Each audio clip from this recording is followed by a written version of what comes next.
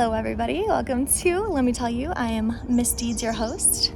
I just want to start off by saying that this podcast was born in the chaos, and the spiraling thoughts I've had at 2 a.m., the unfiltered truths that I've had to face in the mirror, and those hard therapy sessions that really cracked me open. You know, healing looks like a lot of the time breaking. You know, it's not polished, it's not perfect, and I'm not here to pretend that it is. I'm not here to gloss over the mess or slap a feel-good quote on real pain. I'm here to speak about what's real, even when it shakes. If you ever felt like you were too much, not enough, or stuck somewhere in between, you are not alone. You are home. So hello everybody, welcome back to the show. I am Miss.Deeds and I am an addict and an alcoholic. Today I want to talk to you guys about something deeply personal to me, and that is my journey through addiction and how I found my way to nearly 3 years of sobriety. It's been one of the most life-altering, humbling, and healing decisions I've ever made, and I truly believe that if I can do it, you can do it too. Recovery is not linear. It's messy and complicated, and no two journeys are gonna look the same. If you're listening to this hoping you will find a one-size-fits-all blueprint of recovery, you're not gonna find it here, because this is real life. This is raw. And recovery is all about finding your truth. When I first got sober, I thought I had to follow certain steps, you know? But when you follow someone else's methods trying to heal and you don't get results, you sometimes feel like a failure. You may feel like you're too broken beyond repair, but you're not. You just haven't found what clicks yet, but you will.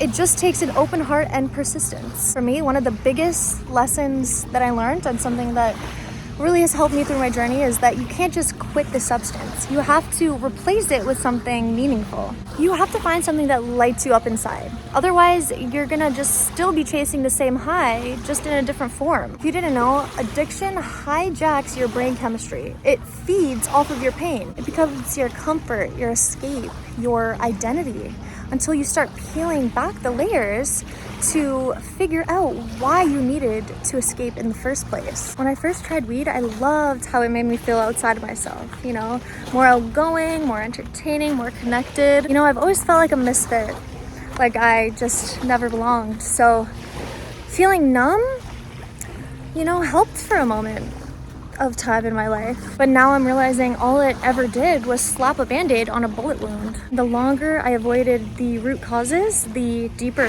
it grew. But here's the truth. Alcohol and drugs are not the problem. They're the solution. At least they were for me. The vice I used to survive on the days I didn't know how to deal with the pain. They helped me feel less, until one day they made me feel nothing. Quitting alcohol is especially hard. And not just because of the mental and physical dependency, but the way it is glamorized in our society. Drinking is everywhere. It's on TV, it's in music, it's in every social gathering. People don't ask why you are drinking, they ask you why you're not drinking.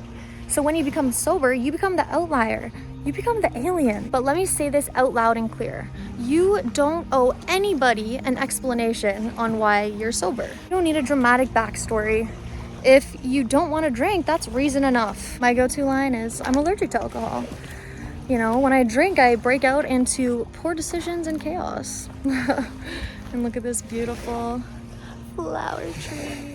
But seriously, one sip for me is never one sip. My body does not know the definition of moderation, and that is why I don't play games with it anymore. Ironically, I didn't even like alcohol when I first started. It made me really nauseous, and that is why I turned to drugs, because they were just easier and, you know, they didn't make me feel sick. But when I got into a relationship with somebody who was an alcoholic, that's when things spiraled pretty fast. We drank daily. How could we not, you know? The people you surround yourself with will shape you, whether you like it or not. This was a toxic and abusive relationship, and, you know, alcohol was like our glue. It was our way to cope. Here's a hard truth, is that no problem will ever be better with alcohol involved. You may think it's fun, or, you know, it takes the edge off, and, you know, for a while it does, until you find yourself hiding wine bottles in your closet and drinking out of water bottles so nobody notices, and obsessively thinking where you're gonna get your next sip instead of being present for your own life. I wasn't thinking about my life. I wasn't thinking about my son. I was thinking about wine. That was my God. The turning point began after a series of rock bottom moments, but one particularly stands out for me. My mornings usually started off with a piece of fruit and my first sip of Moscato, usually hidden in a water bottle. It was my ritual. It had to be. My body expected it. I would just keep refilling the bottle throughout the day, thinking everything was fine. So one night, I was backing out of a parking lot and I hit another car. I was drunk, of course. I panicked. I got out to see if there was any damage and I saw nobody around. So I did what the old me would have done always, and that would be to run. So I did a hit and run. I can't believe I did that.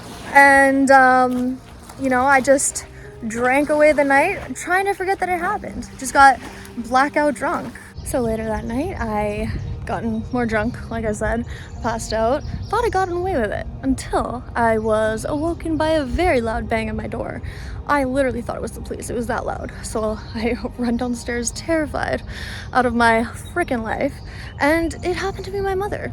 And she is a minister, so she is calm and composed by nature. But this lovely morning, she happened to just look at me and say, "What the fuck is wrong with you?" And it was pretty intense. And I never heard her speak that way before. And, I think it just clicked something in me. It just definitely made me change. She told me that my license plate was all over Facebook, my face was all over Facebook, that everybody knew.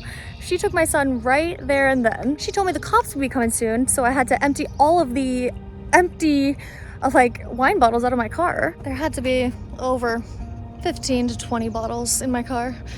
And I was shaking. That fear inside of me, it cracked something in me, because suddenly the facade I had been holding on so tightly to, it shattered. I couldn't pretend anymore. That was my rock bottom. Here's the thing, rock bottom can be a blessing, because it's finally when you surrender to yourself and you stop lying to yourself. It's when you can finally begin again. Recovery isn't about perfection. It's about honesty. It's about making these small choices that stack up day by day until one day you realize you are not the same person as you were. If you're listening to this right now and you're struggling, and if you're hiding it like I did, maybe you think no one understands, I want you to know that you are not alone. You don't have to stay in that cycle. You don't have to keep numbing your pain. There is a life that's waiting for you that's so much better than the high. A life where you're grounded, you're present, and you can even feel things, even the hard things, because you know that you are strong enough to get through them. I'll leave you with this. You don't have to wait for rock bottom to start your comeback story. Even if you're there right now, you can still rise. And I am cheering you on every step of the way. Until next time, be gentle with yourself. Healing takes time, but it's worth every second. Thank you for spending time with me today. If something I said sparked something, a shift, a memory, or even just a moment of comfort, then I have done what I came here to do. You have to remember that healing is not a straight path, and you were never meant to walk it alone. So until next time, take care of your heart, be gentle with your mind, and remember, you are enough exactly as you are. All right, thank you for joining me on Let Me Tell You. I'm Miss.Deeds, and I will talk to all of you beautiful people in the next episode.